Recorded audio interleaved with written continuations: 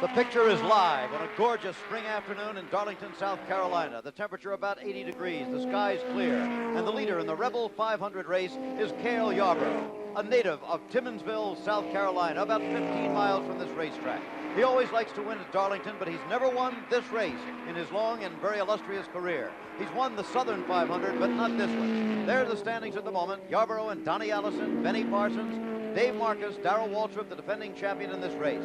Those are the leaders. We're past the 300-mile mark. Also in today's Wide World of Sports, you'll be seeing a remarkable display of skydiving with some 50 skydivers. This, however, is live. That will be on film, so stand by until the finish.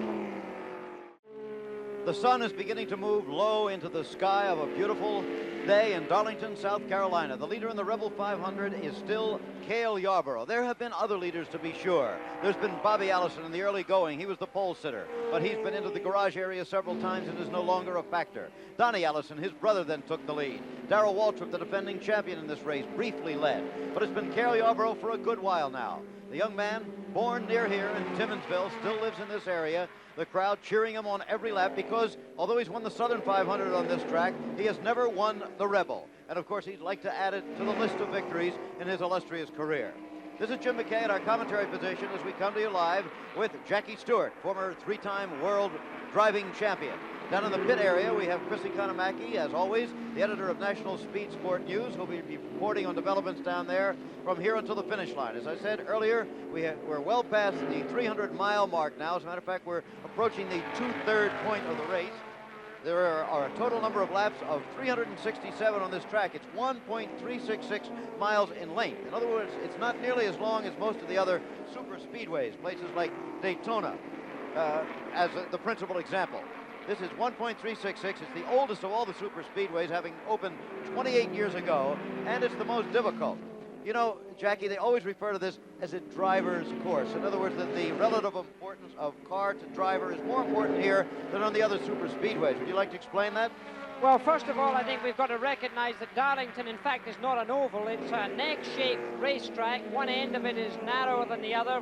Turns 1 and 2 are the short end of the egg, and turns 3 and 4 are the large side of the egg. This means that the race driver has to concentrate perhaps more than he would do in the normal oval. I would say this is closer to road racing than any other racetrack that these NASCAR vehicles go on the oval racetrack. Of course, they do Riverside in California once a year, but really this is a very difficult track. It's very bumpy. The racetrack here has always been criticized for its surface, very slippery, and it seems to break up. Below our commentary position here going into turn 1, the track is breaking up, certainly not looking good, but from the driver's point of view, a great test. Okay, the leader still, Cale Yarborough. Benny Parsons has moved past Donnie Allison into second place in the standings. In fourth, we have Dave Marcus, then Darrell Waltrip, the defending champion, Lenny Pond, and Richard Petty. Those 7 cars, and only those 7 cars, are still in the same lap. That means, however, in the event of a yellow flag, that any of them are still potential winners of this race. Right now, let's get one of those reports from the pit area that I was talking about from Chrissy Kanamaki. Right, Jim. There's a very attractive black and gold car 22 out on the track. It was started by Ricky Rudd, a youngster from the Carolinas who won the Rookie of the Year award last year. But right after the Daytona 500, his mother committed suicide, and he doesn't seem to have the spirit to race. We pulled in the pits a while ago and turned the car over to Chuck Bound of California, who went out of the race early in a neck-wrenching crash. So Bound is on the track now, substituting for Rudd in number 22. Another interesting story on the track is that of Buddy Baker. He's 1 lap down in 9th place. Buddy was with the leaders, hit the 4th turn wall, and spun around, stopped on his own yellow flag to have the damage repaired, and went back out without losing a lap. We spoke to the illustrious father, Buddy Baker, who said, "This track is so narrow and so slippery, I told Buddy not to race a soul out there to the last 100 miles. Find a place all alone and stay there and stay out of trouble." Back to you, Jim. Okay, Cale Yarborough is still the leader, but into the pits, under the green flag, comes Richard Petty, who has not been a factor in this race so far today. However, he has been on the same lap with the leaders. Now he is not.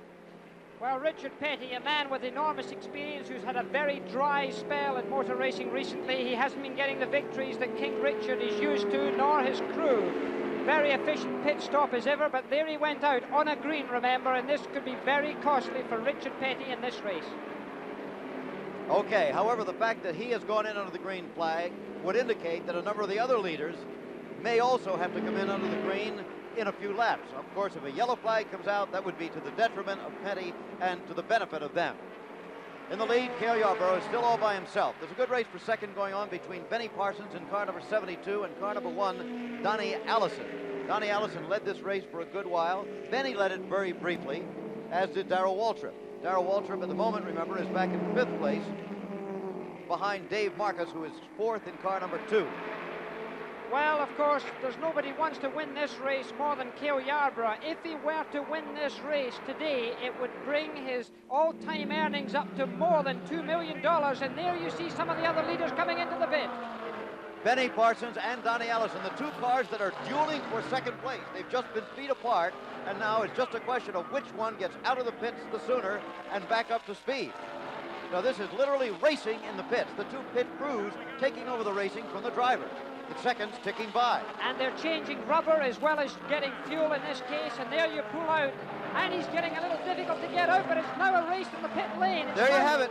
And there's Benny Parsons taking the lead from him. Not, of course, the lead on the racetrack, but that pit lane lead. Benny Parsons gets out before Donnie Allison of car number 1. The pit stops were just about identical, 24 seconds flat. However, as you indicated, just as they were coming out of the pits, there was a very narrow opening there, but Benny Parsons got by Donnie Allison, and they're in precisely the relative positions they were when they came into the pits. You'd seldom see the pit stops that close. Here we have Cale Yarborough, the leader, into the pits. All of the leaders pitting under the green flag, making the pit stop and the work of the pit crew absolutely vital. This is the Junior Johnson crew. Junior Johnson, who himself was one of the top stock car drivers a good many years ago.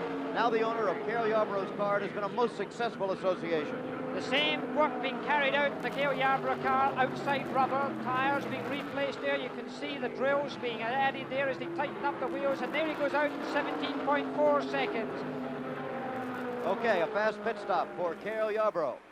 That should keep him in the lead. Of course, he will not be the leader at the moment because there are other cars behind him on the same lap that have not come in yet.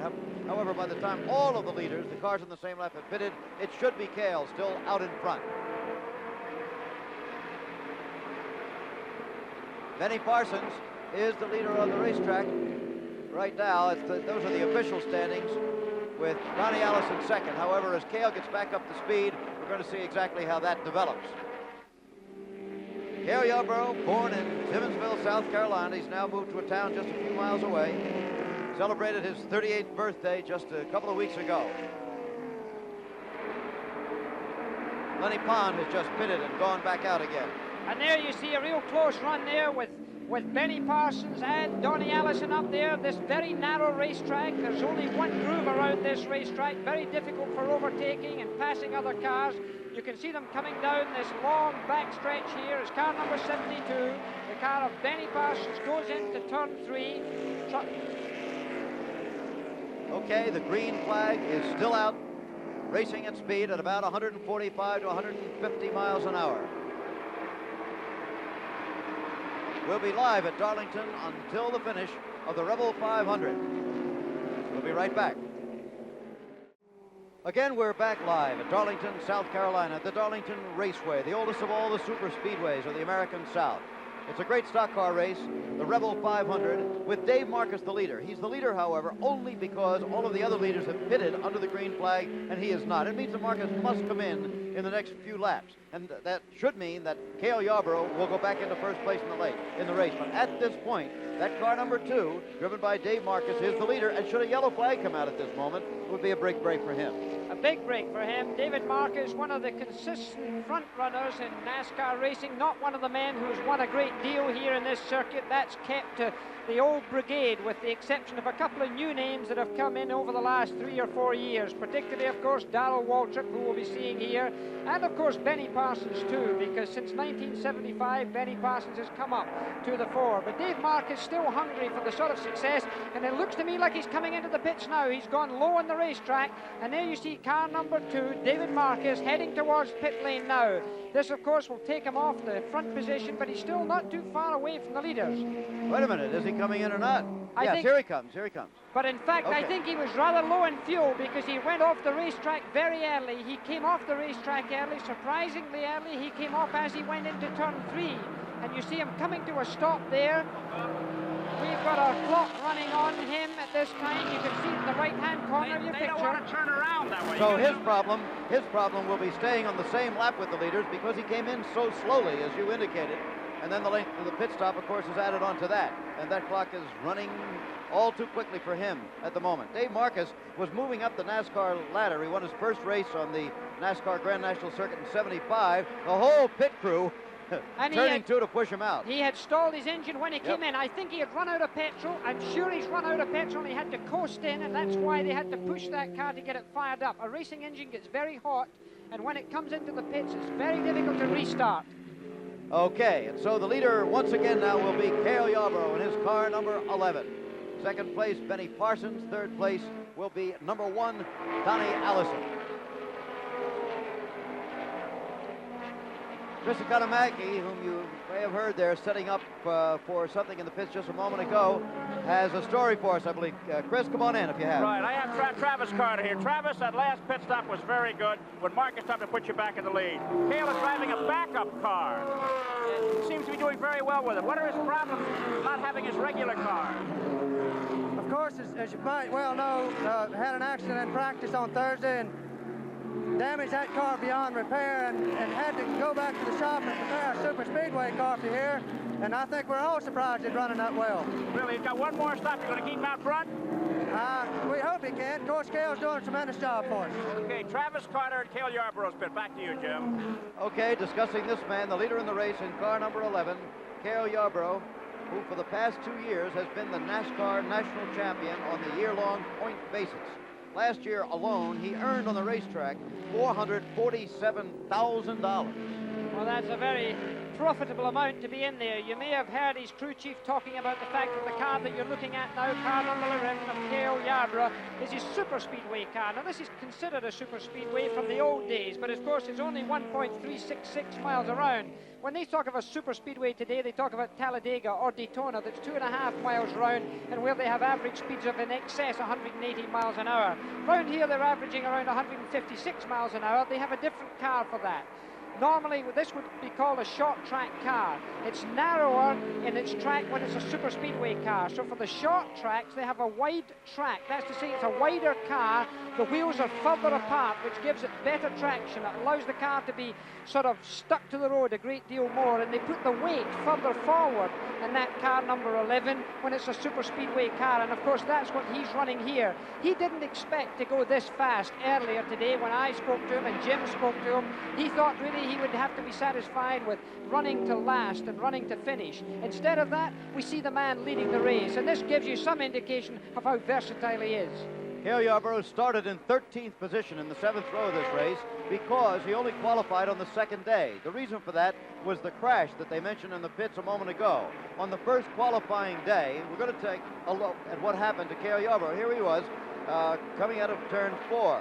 And as he went through turn 4, he really got the front end pushing, and you see him hitting that wall. Now, it doesn't look to be much of an impact, but remember, these racing cars, the car started to spin, it almost span towards the inside of the racetrack. He spun it the other way to avoid colliding with that pit wall that has been done before here, and Cale Yarborough came out without a second impact.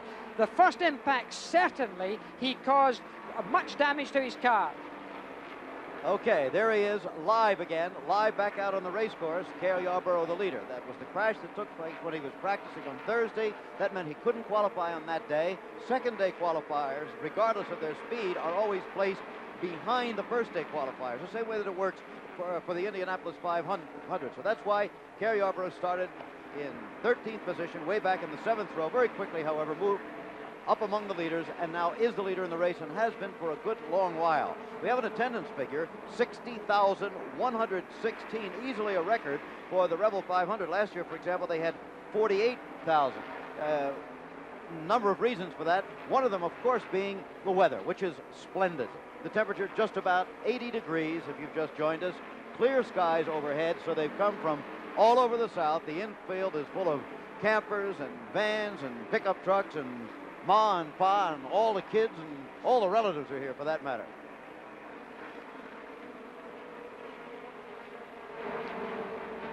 So Benny Parsons in car number 72 is in second place. He is still a couple hundred yards behind the leader, Cale Yarborough. Third place is number 1, Donnie Allison. and then number 88, the defending champion, Darrell Waltrip. We'll be right back at Darlington. As the race goes on and we cover it for you live from Darlington, South Carolina, we're beginning to get that old Darlington feeling, a feeling that things are going too well. It's been a long time since a yellow flag, although earlier in the day we had quite a number of them.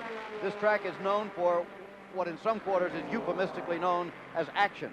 In other words, there are a lot of accidents here because the track is very difficult to drive, it's very treacherous. There's a substance that they put on it to kind of seal it up after the winter time and fill in the cracks that something else seems to get oily. They call it bear grease. And there is the leader, Cale Yarborough. Cale Yarborough is sitting up there in this shadow. It's quite difficult for a racing driver when the shadows get to be like this. They can't see the surface as well as they would normally be able to see it. The shadow goes over. If there's any oil on the racetrack, you just can't see it.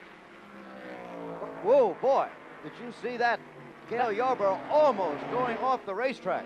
He really nearly came into contact there with David Marcus, who was coming up, and I guess he was going to lap David Marcus. That's it. And really, he nearly got himself nipped in there. This is what happens so often at Darlington. It takes a man of experience to collect the car again, because remember, they're doing in excess of 150 miles an hour when that sort of maneuver happens. And of course, Dave Marcus will do everything to stay on the same lap with the leader there, who's right behind him, because once again, we would reiterate, if the yellow flag comes out and you're on the same lap, you have the opportunity to close up, and it's a brand new race to all intents and purposes.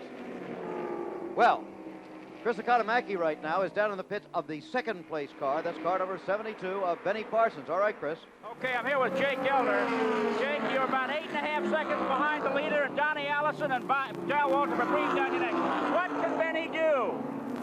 Well, I think right now, he just playing it cool. He knows he can run a little harder, but I don't see no use running a little harder right now. You going to wait after the next pit stop to tell him to go? 10-4. Okay, strategy from the pit. Jake Gelder, the second place championship chief, making him play it cool. Back to you, Jim. Okay, the story on the second place car right there of Benny Parsons. Cale Yarborough has put that lap on Dave Marcus now, so at this point, we have only 4 cars on the same lap. That would be 11, Cale Yarborough, 72, Benny Parsons, number 1, Donnie Allison, and number 88, Darrell Waltrip. Only those 4 cars on the same lap, so barring catastrophic incidents here, those should be the 4 cars to battle it out.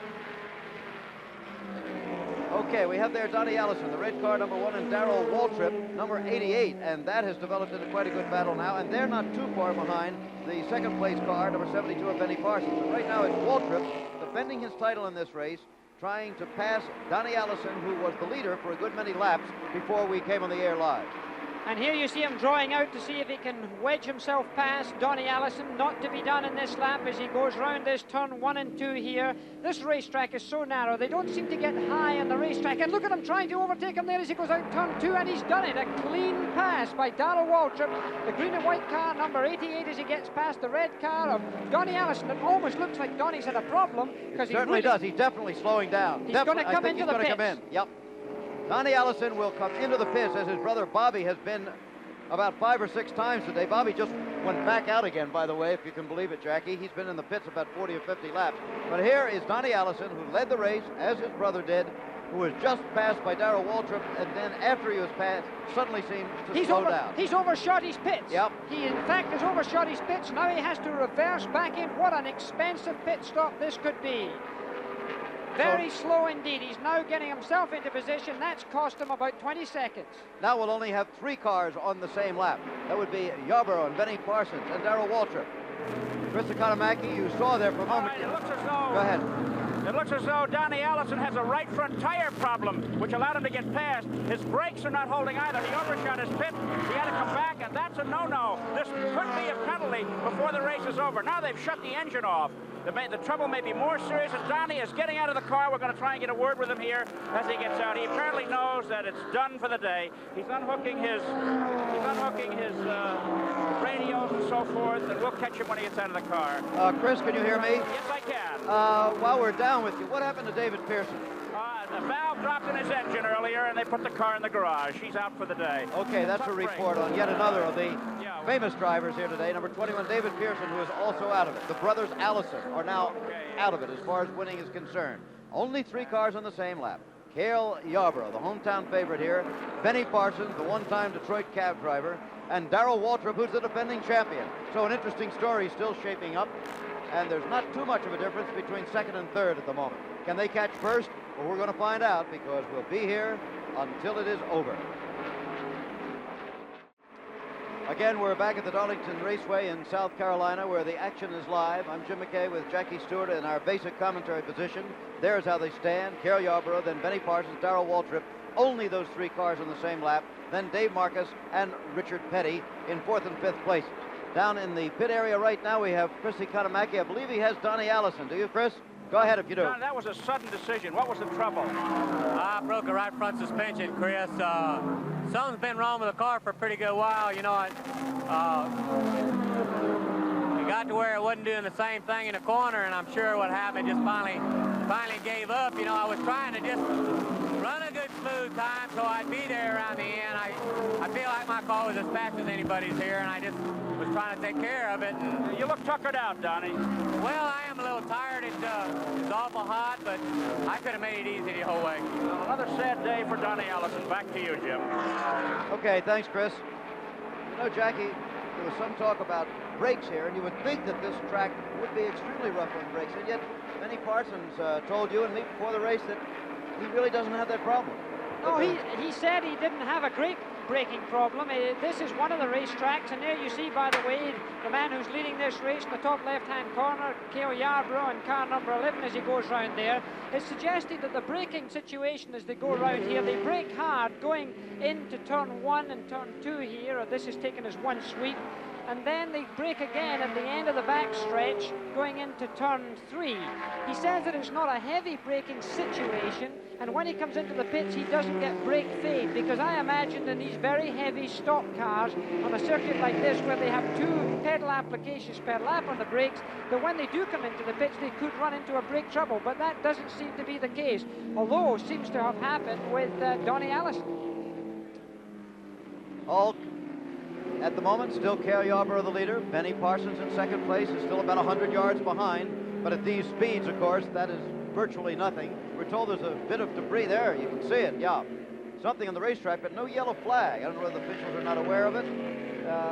Well, that could be a problem. If that is metal lying there and a car does go over it, it could either cut the tire, and of course these are safety tires with inner liners that are made specially for this kind of racing, but it could still cause a major problem. It could be tossed up into an oncoming vehicle, therefore could go right through the windshield, cause certain injury to a driver. It could be a problem. The officials obviously don't see it. It's obviously being witnessed by our ABC cameras here. No doubt the USAC officials may well be having the opportunity of looking at one of our monitors and advise the track officials to try and get out there and have it cleared. If the yellow should come out because of that piece of debris or any other reason, they will close up and we could have a 3-car race for the finish. Remember that. Cale Yarborough at the moment, however, about as comfortable as you can ever be leading a race at the Darlington Raceway. Well, you know, one of the other things that these cars are equipped with are two-way radios. It could be that one of the leaders there could advise perhaps his pit crew that there is debris, but of course someone like Cale Yarborough is not going to tell anybody, really. He's just going to keep avoiding it because he doesn't want a yellow. He doesn't want this field to bunch up behind him once again. So therefore there's a lot of strategy involved there, a lot of wisdom being used, but of course safety is of major importance, and those drivers certainly respect the situation of a possible accident at these very high speeds. Remember, they're going round here, their qualifying speeds were extremely high, over 150 miles per hour, so therefore they've got to be aware that if something goes wrong, you know, it can happen so quickly. A man like Cale Yarborough has been right out of the racetrack on this very same corner, turn 1, and there you again see this chromium piece of metal. It looks like as if it might be from a fender lying on the racetrack just in the shadow, and again, probably because of the shadow, it's not being so clearly seen by the other officials. Okay, by the way, Dave Marcus in car number 2, who led this race very briefly there a few minutes ago, has been going very slowly on the racetrack and is dropping way back. At the moment, it's Yarborough, followed by Benny Parsons and Darrell Waltrip in the same lap. But in 4th place now, we have Richard Petty, who's down a lap. And in 5th place, car number 54, which is Lenny Pond. He also just 1 lap down. So those are the top 5 cars. Cale Yarborough here is the father of 3 youngsters. He's been involved in politics in Timmonsville and in that county over there. However, recently he moved over the county line So if he's going to get back in politics, it'll have to be in a different county, perhaps even at the state level. He also owns a number of dry cleaning establishments and a couple of other businesses, flies his own airplane, and is one of the more articulate and certainly one of the pleasantest drivers on this tour.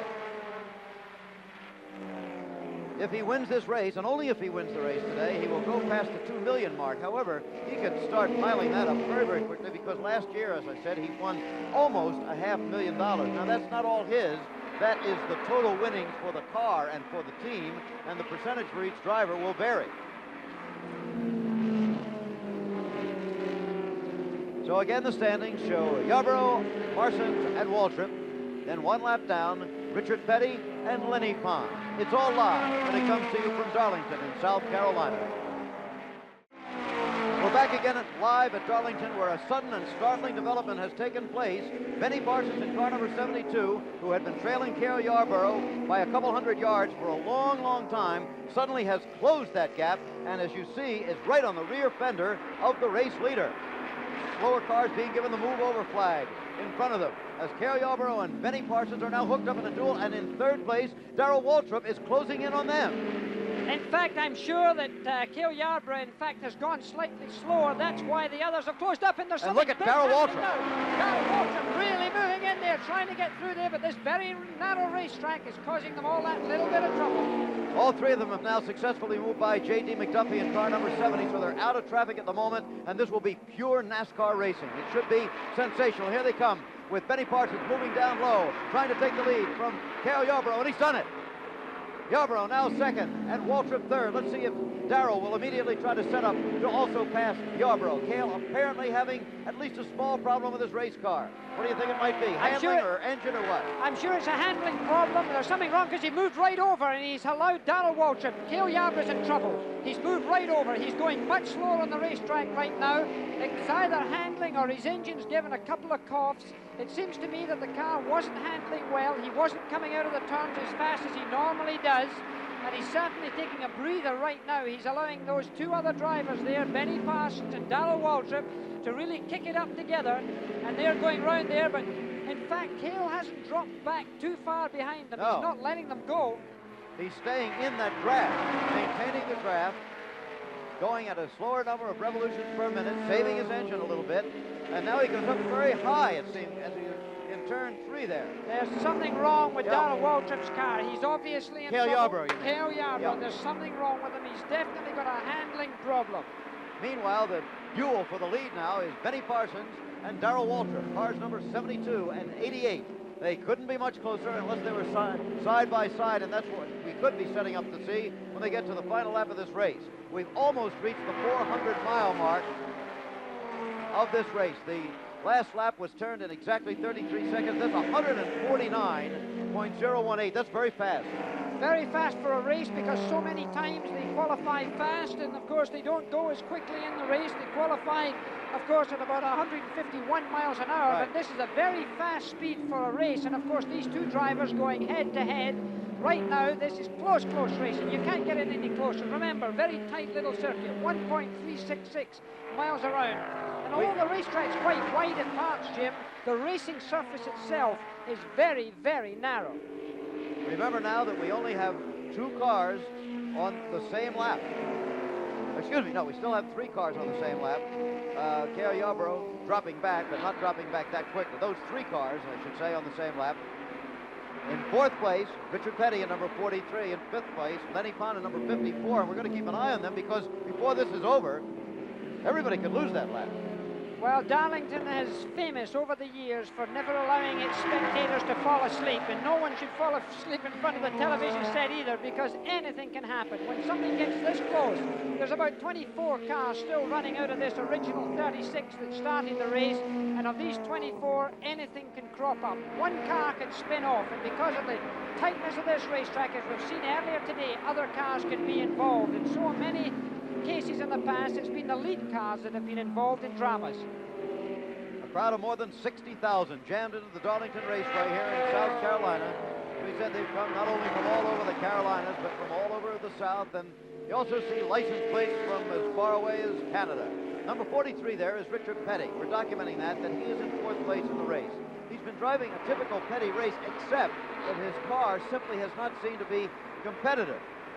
Is it possible, however, that at his age and with his glory and with his money, Richard may not have had as much motivation in the past? Jackie, you're a student of the emotional aspect of racing. Well, certainly an observer or a critic could observe that Richard Petty, with what he has achieved in the past, the number of victories that he's had, about 185 of these great NASCAR championship events has he won, it could be that the edge has gone off. The spirit is not quite where it used to be. But of course, it's easy always to say that about a great driver who's had a great record, who's having a particular dry spell. It's happened before to other drivers. It's happened to David Pearson. It's happened to many others. It's happened to me from time to time. And there, you see Richard Petty coming into the pits just as we speak to him. He's had mechanical trouble, Jim, all this year. This could be a scheduled pit stop. The pit crew are certainly expecting him. It must have been on the radio that he advised them that he was coming in, but he looks as if he's coming in a little leisurely. Okay. These breakdown problems, as Jackie indicated, have bugged this man, Richard Petty, the most famous of all the stock car drivers, all through the early part of the season of 1978. Bobby Allison has been the star of the early season, winning 2 500-mile races, the famous Daytona 500 and the Atlanta 500. He came here with hopes of winning this race when he sat on the pole today. There was a 16.9-second pit stop for Richard Petty. Bobby Allison, however, is out of this one. He's had mechanical problems all day. At one point, they entirely changed the transmission on his car, but since then he's had engine problems, and he's out of it. The leaders in the race now, let's get back to them. It's Benny Parsons in number 72, Darrell Waltrip in number 88. Darrell still considered one of the young Chargers, 31 years old, but in any kind of racing today, that's still pretty young. It certainly is, and certainly amongst these NASCAR drivers. In fact, both of these drivers that you're looking at there, Benny Parsons and Darrell Waltrip, are the new generation of winners in NASCAR. Gone are the days when it was just the very few, even the days where Richard Petty and David Pearson more or less monopolized victory lane, victory circle. Today it's certainly been brought in by drivers of this caliber. And of course we've seen Bobby Allison come in this year. We've seen Donnie Allison try his best. But these two drivers are consistently up front. People like Buddy Baker still waiting on the sidelines for the string of victories that can be achieved and have been achieved by somebody like Waltrip, for instance. And there you see Cale Yarborough coming into the pits as we see it now. So Cale Yarborough, number 11, we'll have to find out why he did slow down, why he allowed these others to pass him. He's changing outside rubber, he's having his windshield cleaned. At the same time, of course, they're filling it up with fuel, and our clock is running to gauge the time. Okay, and we'll watch for the race leaders to put a lap on him, and they've done it. And now Darrell Waltrip has taken the lead from Benny Parsons. They went into turn 1 just as Cale was starting out of the pits. There they are. Darrell Waltrip has regained the lead in the race, the young man who won this race a year ago.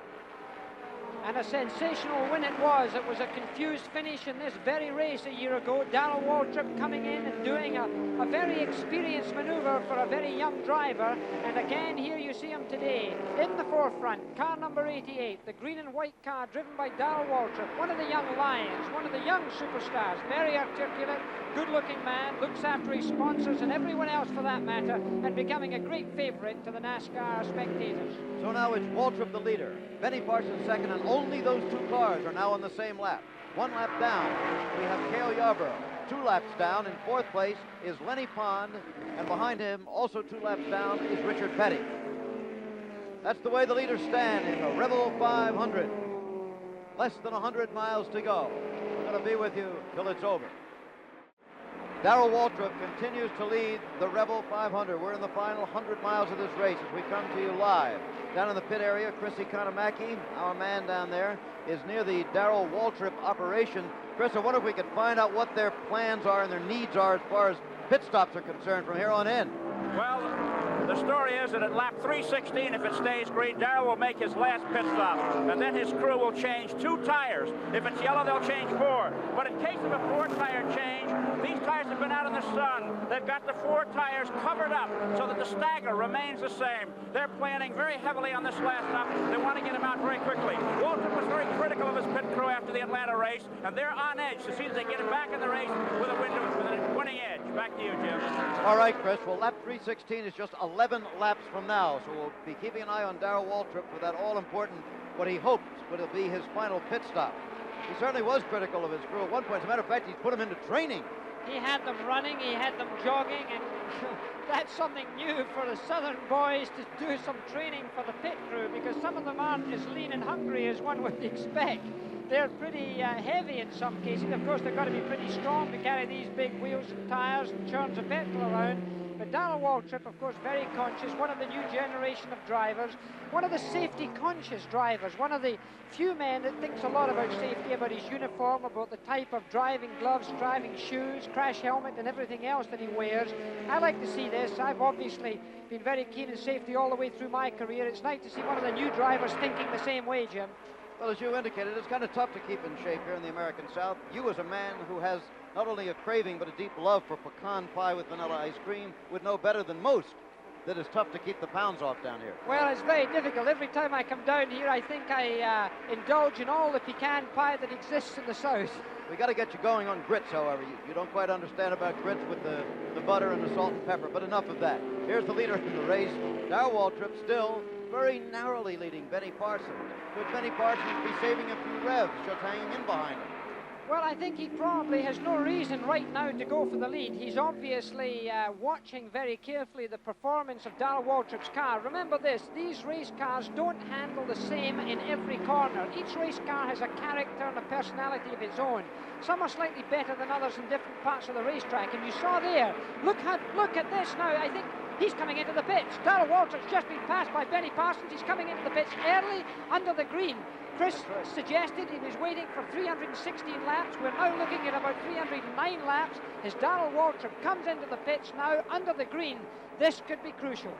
Okay, it certainly could, and Benny Parsons now is the sole leader in this race, and we'll see if he can put a lap on Darrell Waltrip on this pit stop. The likelihood is that he will.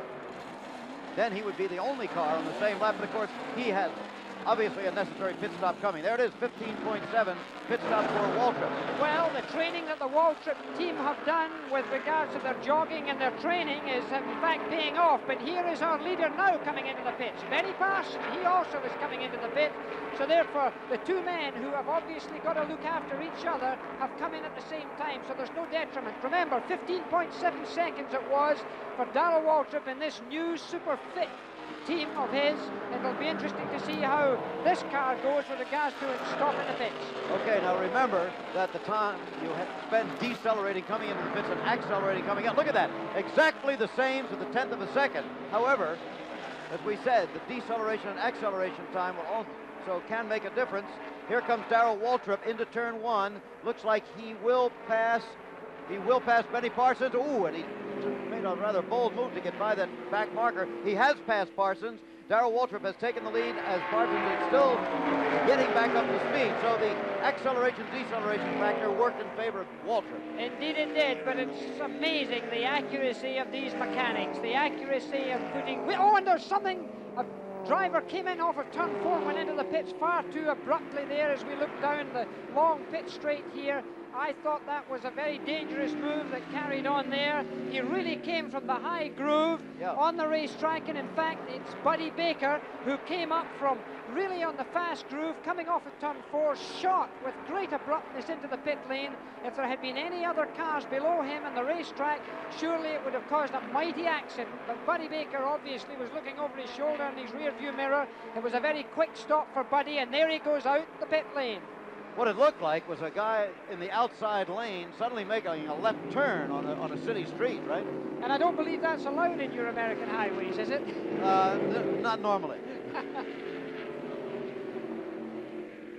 So Darrell Waltrip, trying to win his second Rebel 500 in a row, is in pretty good shape towards that situation. He has taken a pit stop that he hopes will be his final one. Waltrip the leader, Benny Parsons second. And we've got a yellow flag. There is the lead car of Darrell Waltrip. However, his lead is going to diminish almost certainly. We're operating under the yellow flag right now, and they had to give him a little push to get him out of there. Operating under the yellow flag, and that's going to give, it appears, two cars a chance to close up on him. First of all, Benny Parsons, who's in second place, but also Cale Yarborough. Cale had dropped a lap behind. However, when the two leaders made pit stops under the green, Cale got back on the same lap. It looks like it'll be a three-car race again when the green flag comes out. So a most interesting afternoon and a live one coming to you on ABC's Wide World of Sports. Jim McKay here with Jackie Stewart, and there is the green and white car again of Darrell Waltrip. We're going to check in with a good friend of mine and of yours, of course, my colleague Frank Gifford, who is back in the studio in New York. Then we'll return to the racing. We're back again live at Darlington, and at this instant, Cale Yarborough has just blown his engine.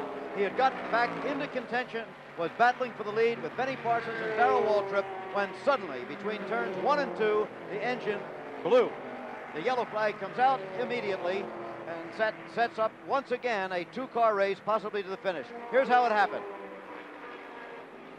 And really, as he went into turn 1 there, he had lifted off, he had put his foot back in it again, and suddenly, obviously a hole in the piston, the smoke belching out the back of his car as he goes through turn 1, obviously dropping oil. Obviously the car beginning to snake there. You saw the back end breaking loose, but there was so much smoke that the rest of the cars behind him obviously saw the warning and obviously saw the smoke and stayed away from the oil streak. So this could certainly slow up this race and allow bunching once again. We're certainly under the yellow. We are under the yellow flag. Less than 50 laps to go. Depends how long it's going to take them to probably spread down something to sop up that oil. Right now, we're going to go to the pit area and Chrissy Kanamaki. Okay, Cale Yarborough, and the way he started racing was in a soapbox derby car, and he coasted in all the way a few moments ago. He's just getting out of his driving gear. Had he won today, and it looked like he may have, his career earnings would have crested the $2 million mark. But such is not the case. He crashed on Thursday, wrecked his original car. This is a backup machine. Look at him, hot, sweaty, and tired, getting his harness off, and we'll be having a word with him as he climbs out of the car. A disappointed man whose hometown is just down the street, and the stands are full of many of his neighbors and friends. A tough break for a great competitor, two-time champion Cale Yarborough. Well, Cale, it wasn't to be. How pooped are you? Well, I'm pretty tired, Chris. Engine let go on us, but our car ran good all day. We had one tire that equalized on us and put us out of running, but other than that, I was well satisfied with the car. Well, for a backup car, I thought it did remarkably well, Cale, remarkably well. I was pleasantly surprised, Chris. The car did run real good, and I think we had a good chance of winning the race, but the tire put us out of business. But you know, this is the first race we hadn't finished in 40-some races, so I can't complain. Cale, everybody talked beforehand about the slipperiness of the track and the danger. How was it for you on the raceway? Well, it's mighty slippery. You know, it's a follow the leader type thing. I don't think it's been a very, very good show for the fans. It's just you just had to slow up for the slow cars and wait till you got room to go. You couldn't pass anybody anywhere. Well, there's always the next one, Cale. Thank you, Chris. Okay, back to you, Jim. Well, Cale made a very good point there, and kind of a tribute to his pit crew, saying that this is the first race in 40-some races that he has not been able to finish. He will not finish this one, however. He will not win his first Rebel 500. He will not pass the $2 million mark today. We'll be right back. We're back again live at Darlington, where we're beginning to anticipate a battle to the finish between those two lead cars, 72, Benny Parsons, and 88, Darrell Waltrip. We're still under the yellow at the moment, however, so we're going to return to New York for a few minutes to Frank Gifford.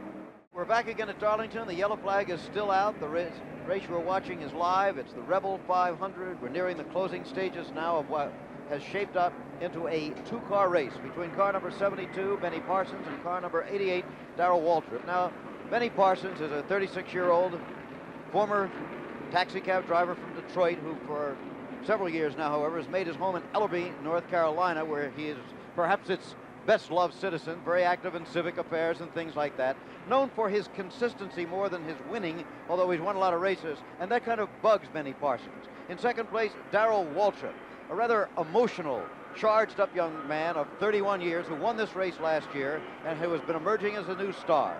They'll be the guys when the green flag comes out, and we'll be back.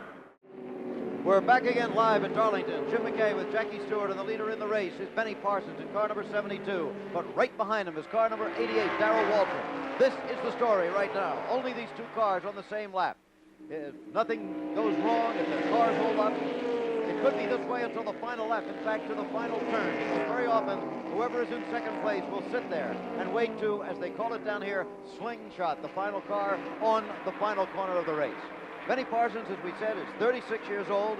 He has been very slowly making his way up the NASCAR ladder for a number of years. In 1975, he kind of exploded briefly when he won the famous Daytona 500 in a thrilling finish.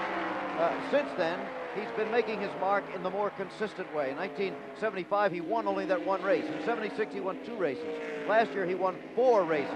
His total's now up to 9. Last year, his earnings on the racetrack were just under $300,000. So he is really in a position where you would expect his career to blossom into its best year right now. And at his age, 36 years of age, seems to be an age where down in this Southern Trail, a young driver is the driver who charges, who makes some mistakes, who, while he's learning the trade, does make errors. And by the time he's reached 36 or 37 years of age, he's got rid of the rough edges, he's got rid of the exuberance of youth, and he's settling into a pattern of driving with some conservatism. The man behind him, Darrell Waltrip, is 31 years of age. He's a man who doesn't make many mistakes. He's very mature for his age. And as far as I'm personally concerned, I think the early 30s are the best years for a racing driver. He's old enough to be wise, yet young enough to be strong. And if he keeps his head together, Darrell Waltrip's got a lot ahead of him. The man right now who's ahead of him is no easy man to pass, however, particularly at Darlington. No question of that. Darrell Waltrip's career has paralleled Benny Parsons in many ways, although he's 5 years younger. He won his first race in 1975. He won 2 of them on the Grand National Circuit. He won another one in 76, and last year suddenly he won 6 races, including this one, the Rebel 500, and a total of $276,000. So they're very even in their earnings, in the number of races they've won, in their driving abilities, and they couldn't be more even in the race right now. There are less than 50 miles to go. Remember, it's a 500-mile race. It's been a long and grueling afternoon, and one thing that could be a small factor, Jackie, is the fact that Benny Parsons this week has apparently a pinched nerve or something with a disc in his back that's been resulting in his right arm at times going kind of numb on him. At the end of a 500-mile race, that could make a difference.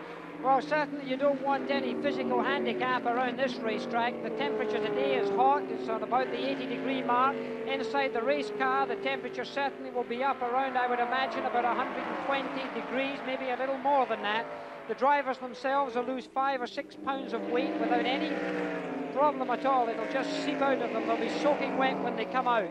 As these 2 cars go round here towards the end of the race, 2 experienced drivers, however, not the type of drivers who will show their errors through lack of strength or allowing their concentration to lapse. And one thing you can be sure, at the end of this race, there's going to be a large cheer from the entire population of one or another small towns in America, either Ellerby, North Carolina, or Owensboro, Kentucky. Well, it's a great southern event, this, and of course Darlington's a place very close to the heart of so many. It was the Southern 500, the race in September that started this super speedway around here, but the Rebel 500 has certainly taken a very strong hold in motor racing, and this Darlington racetrack gets the respect of drivers and spectators alike. Okay, and the situation remains the same. It's Waltrip stalking Parsons as they move through slower traffic. Right now they're passing Richard Childress, who's been driving a good part of the race without the hood on his car, or as you call it on your side of the ocean, the bonnet. The bonnet was lost off that car, or the hood, as you Americans call it, in a little accident. He had a problem. He spun out, and he had a problem in turn number 2. He came into contact with the wall, and the car has not been quite the same since. And there you can see it showing the battle scars of Darlington. As we look out of our commentary position here, Jim, as I watch each car passing, I hardly see a car without some mark of some kind or another, some scar from another vehicle or from the wall. We look at Richard Petty's car, and we see that he's been up against the wall. We look at Dave Marcus's car, it's badly marked. Bobby Allison's car, although been in and out of the pits many, many times, is also marked, so he's had contact. As I look out here, I only see about 20 cars. And look at this in traffic. Confusion in traffic as Darrell Waltrip tries to take the lead. Side by side, headed into turn 1. They couldn't be closer. Waltrip's going to get the lead. He's got it. What a daring move. What a daring move, because in traffic round this racetrack, although it seems to be quite wide, it's really only raced upon by about 12 feet. There goes Parsons after Waltrip again. Again, they're side by side. And Benny Parsons has retaken the lead. Fantastic racing. Terrific. And still quite a number of laps to go here. 338 laps gone. We have 28 laps left in the race. 29 laps make that. And right now, there he goes, Benny Parsons. Look at this, coming out of turn 4. The traffic as we go along here, and we see the replay in slow motion. As they come under traffic, you see the car just coming on the right-hand side of your screen, the white car. Look at it duck out there. That's Darrell Waltrip. And the left-hand side of your car there, on the street there, is you've got Benny Parsons. Look as they come past there, side by side as they go into turn 1. And now we're back live because Benny Parsons retook that lead going into turn 3. What a tremendous lap that was. Exactly right. Waltrip taking the lead in turn 1 from Parsons. Parsons retaking it in turn 3. It's sensational racing, and it really is kind of a rehearsal for the way the finish of this race is setting up. Stay with us. 500, and they're still the same. Benny Parsons in 72, leading Darrell Waltrip, car number 88. Let me run down the top 10 cars for you as they stand right now. In third place is Lenny Pond in car number 54. He's a lap down. 2 laps down. In fourth and fifth place, we have Dave Marcus and Richard Petty. In sixth place, 3 laps down, Buddy Baker. In seventh place, 7 laps down, Dick Brooks. In eighth place, 7 laps down, Al Holbert. In ninth place, Ricky Rudd, 9 laps down. And listen to this, in 10th place in the race, but 42 laps behind, is Bobby Allison. He has kept that car going. They took it back in the garage and changed the entire transmission at one point after he led the race, after having sat on the pole. He's been in and out. He had a big engine problem. They went back in. I don't know what they did then, but it was a major problem. But he's going to finish in the top 10, it looks like. Well, they say they changed the entire transmission, and this is the kind of mechanical work that's carried out in the back of the pit lane here in these NASCAR events. It's not before that, many times before, that they've changed engines. The entire transmission has been changed, axles have been changed, and everything else. Right now, I count 20 cars on the racetrack as we go down here, so this gives you some idea of the pace here around this very tiny little tight track, 1.366 miles. And you look here and you see some wide expanse of racetrack. It's about 55 feet wide, in fact, around the corners, although the front stretch is about 72 feet wide. But that racing surface is very narrow indeed, and I wouldn't be surprised if they're racing only on that groove. Probably it's at the most about 15 feet wide, and that's what these drivers have got to work with.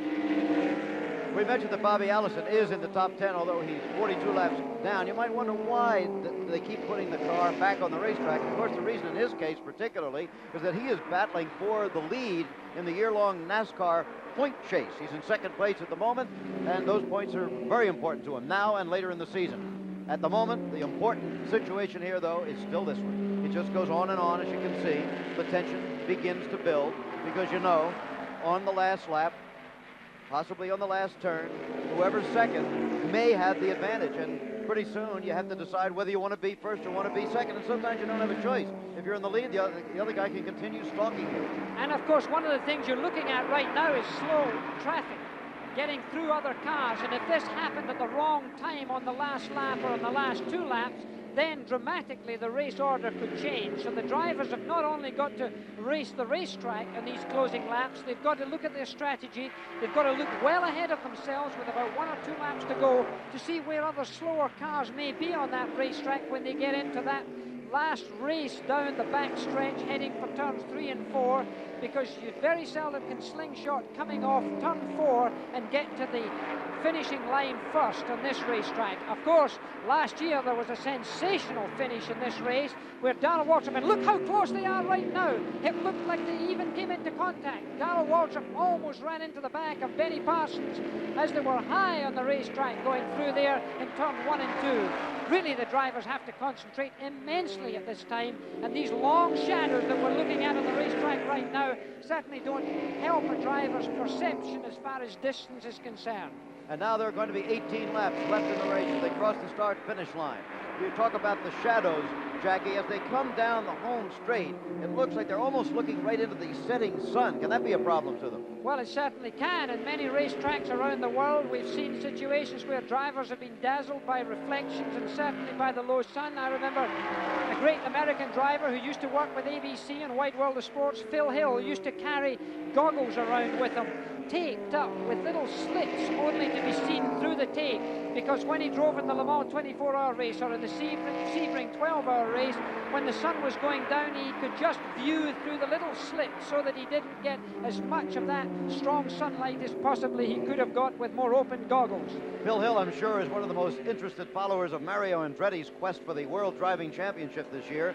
Phil is not only the most recent, but the only American ever to have won the World Driving Championship, and that was in 1961, coming up on 17 years ago. You can be sure if Mario's in that battle coming down to the finish, Phil might make it to one or the other of those races. Well, I think so, and of course we'll be covering ABC, Wide World of Sports, will be at Monaco for the Grand Prix on the 7th, same-day coverage with ABC from the 7th of May from Monte Carlo, where I will be there, probably along with Keith Jackson, although Jim McKay will be somewhere else. At the Kentucky Derby, as a matter of fact. Okay, it's still Benny Parsons in the lead, Waltrip second. We have less than 16 laps to go. There's Bobby Allison, who, as we said, is 42 laps behind the leader, but in 10th place and will pick up points toward what he hopes may be a national championship driving year. The race going on, we now have, as I say, coming up on 15 laps left in the race. 15 laps now left. We'll be back. In a moment, there will be 11 laps left to go. In the Rebel 500, it is still Benny Parsons, pursued by Darrell Waltrip. They're the only cars with a chance to win this race, barring some catastrophic incident in the race. It looks like those two will be going to the finish line. While we're away, Waltrip made a slight move as if he might be going to try to pass Parsons, but he backed off then again. Now he's still about the same distance behind him, about, what would you say, 50 or 60 feet. And the question is, who will be in front of the finish line? It's interesting that they are, hey, he's beginning to drop back now. Suddenly, Benny Parsons has lengthened it out a little bit on Darrell Waltrip. That really was too much of an opening. I would have thought he just opened a little too far out there. It looks to me like Darrell Waltrip could maybe be a little trouble, and now he's really getting locked up in. He's getting locked up in slow-moving traffic. He's this behind, could be expensive. Behind Blackie Wangren, now he gets past Wangren, who earlier was involved marginally in an accident between turns 1 and 2. However, Benny Parsons stretching it out a little bit. These two contrasting personalities. Benny about as placid and consistent a personality as you find on the tour. Darrell Waltrip, extremely intelligent, very articulate and friendly, but also a very explosive young man who's been known to criticize race officials, racetracks, and recently even his own pit crew. He put him into training after a very recent race, said, you guys have got to go out, you've got to jog, you've got to do laps, you've got to be in good physical condition. And so they seem to be today. But as for the physical condition of his car, I would think that might be in question at the moment. Well, right now, he's a good 250 yards to 300 yards behind our leader, Benny Parsons, and this is the car you're looking at right now. Benny Parsons, who on his last lap, lapped at 148.567 miles an hour. So close, with only 8 laps to go to the end, a very high speed. So the car performance of Benny Parsons is certainly not deteriorating, although it's now a very big task for one Darrell Waltrip to catch up this number of yards that he's lost, and he only lost them in 1 lap in a matter of about half the racetrack. He suddenly dropped back considerably. We might take the interval between the two cars and then see if it lengthens or gets smaller. At the moment, it seems to have stayed about the same for the last lap or two. Doesn't seem to be losing any more. But Benny Parsons is still a clear leader over Waltrip. Waltrip, who led earlier, who won the race last year. Difficult to tell. There's no obvious problem with this car. What do you get? 2.9, 2 and 9/100 seconds. I've got 2.9 at this time, and now they're heading towards heavy traffic. There's going to be an interesting scene within a lap or two's time here as Benny Parsons comes up this front stretch. You can see the cars have just gone out of our picture here as Benny Parsons comes up to lap slower cars as he goes into turn 1 and 2. Well, it looks like Waltrip may have gained marginally from 2.9 to 2.1. Benny Parsons looks pretty much the same. He got past these two cars very cleanly. It's now being left to Darrell Waltrip to get past the two cars as he enters turn 3 there. Benny Parsons now getting into slower cars. A lot of them. He's got a lot of cars to pass right now. And coming up behind Richard Petty also. Okay. Both of the leaders in traffic in the closing laps, coming down to 5 laps to go. A quick report from Chris Economaki in the Waltrip pits. Well, we just talked with Nick O'Lell of the pits, and their faces are long and drawn down here. They say the chassis is too loose to race Benny Parsons the way it is. A suspension problem, a handling problem. You need every little bit in this kind of racing, and Darrell doesn't have it in the handling department. Back to you, Jim. Okay, well, there you hear the story as reported from the Waltrip pits. And the difference, however, has come down a little bit. It's come down to 1.54. 1.54 seconds as they come around now with only a few laps to go. The usual exciting finish in this NASCAR rating. Nobody ever quite knows what's going to happen right to the flag. Less than 4 laps to go in the race. Benny Parsons still the leader. And again, he's got 3 cars in front of him there to pass. One of them, Richard Petty. Another one, Bobby Allison. He's passed that one very slow car. That was no problem as that car pulled down low. Now it moves up a little high, and it's in front of Darrell Waltrip. As you can see, Waltrip now will have to make that move. And here comes Parsons about to put a lap on Richard Petty. You don't put many laps on Richard Petty in this racing circuit. But Parsons is doing it right now. Less than 3 laps to go. Waltrip is definitely closer than he was 3 or 4 laps ago. Whether he can make up the difference, well, he get 1.5 still, so he did not make up anything on that lap. However, if he's got any extra horsepower that he can find and can solve that handling problem, he still could catch him. It's not quite over yet. You'd have to say it's almost a certainty for Benny Parsons, but it certainly isn't over. Well, nothing is over at a racetrack like Darlington, the most famous of all these super speedways, one that perhaps has more nostalgia, more history, and of course more scars on it than any other racetrack in the American Trail. Okay, still Parsons by about 100 yards now over Darrell Waltrip. Whether Benny is nursing the car a little bit, taking it just a little bit easier, we don't know. He's the only one who would know that. But just bit by bit, Waltrip is making up some ground, but he's going to have to make a bold move and make it right now, because the white flag will be coming out. That'll mean 1 lap for Benny Parsons to win the Rebel 500. The white flag is out. Parsons just having to circumnavigate this track one more time. Obviously now he can't afford to make any mistake. You're watching a driver conservatively weaving his way, threading the needle in this backstretch as he goes into turn 3 now. Slower cars ahead of him. He's obviously going to pay extra attention. Darrell Waltrip, on the other hand, is trying to make up as much ground as he can, but he's not going to make it this time as they come out of turn 4. Here it is for Benny Parsons. It's victory. The checkered flag is out. Ailing for the past week, as we said, with that pinched nerve in his back, a numb right arm from time to time. At age 36, Benny Parsons begins to fulfill all the promise that he has ever showed, and he showed plenty of it, starting with his surprise victory in 1975 in the Daytona 500. Second place in the race goes to Darrell Waltrip. So it wasn't King Richard Petty who won today, and it wasn't the Duke of Spartanburg, David Pearson, and it wasn't the 2-time champion in the last 2 years, Cale Yarborough. It wasn't Bobby Allison who sat on the pole, or his brother Donnie who led the race. It was Benny Parsons, and there is the crew of car number 72 ready to celebrate, to whoop it up with their driver, who has to be a very weary young man. But I guess anybody who drove a cab for 12 hours a day is not going to be exhausted, particularly when victory and a lot of money is at the end of the line. Benny Parsons, the victor. Waltrip was second. Third place to Lenny Pond. Fourth to Dave Marcus. Fifth to Richard Petty. Sixth was Buddy Baker. All this unofficial. Seventh was Dick Brooks. Eighth was Al Holbert. Ninth, Ricky Rudd. And 10th, Bobby Allison, 42 laps down, but in 10th place. This is Jim McKay with Jackie Stewart. Chris Economaki has been down in the pits. Once again, there is a look at the standings. Slight difference from what I had there. They've got Skip Manning and Bill Elliott now moved into those 8th and 9th places. However, all of that unofficial to this point. The winner is Benny Parsons. Stay tuned for the American Sportsman. Next over most of these ABC stations. Travel arrangements made through it, a promotional fee paid by United Airlines. More people fly United to Hawaii than any other airline. This has been an ABC Sports presentation.